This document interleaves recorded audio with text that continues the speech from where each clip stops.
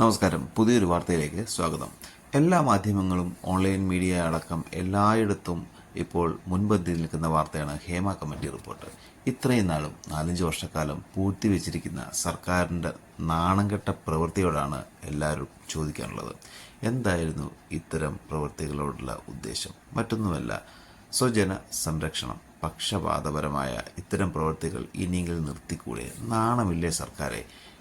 Hema committee report പുറത്തുവിട്ട് തന്നെ കോടതി ഇടപെട്ടിട്ടാണ്. എന്തിനാണ് ഈ റിപ്പോർട്ടിലെ പ്രസക്ത ഭാഗങ്ങൾ മറച്ചുവെച്ചത്? ഇപ്പോഴും നാണംകെട്ട സർക്കാരിൻ്റെ നാണംകെട്ട പ്രവൃത്തി ജനങ്ങൾക്ക് പോലും നാണക്കേടുണ്ടാക്കുന്നതാണ്. അതീവ രഹസ്യമായി സൂക്ഷിക്കണമെന്ന് പറയുന്ന റിപ്പോർട്ടിൽ ഒളിപ്പിച്ചിരിക്കുന്ന 65-ാം പേജിൽ എവിടെ പോയിരിക്കുന്നു? ഇനി ഇതിനെപ്പറ്റിയുള്ള തുടർ നടപടി എന്ത്? ആരോപണ വിധേയരായ MLAയും മന്ത്രിയും ഭരിക്കുന്ന ഈ സർക്കാർ ഇനി എന്ത് ചെയ്യും? കോടതി പറഞ്ഞ മുഖം നോക്കാതെ നടപടിയെടുക്കുമെന്ന് സാംസ്കാരിക വകുപ്പ് മന്ത്രി പറഞ്ഞ് അല്പമെങ്കിലും ഉളുപ്പുണ്ടോ?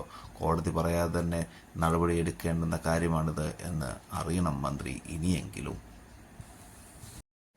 മറ്റൊരു വാർത്തയുമായി ഓടിയെത്താം. നന്ദി, നമസ്കാരം.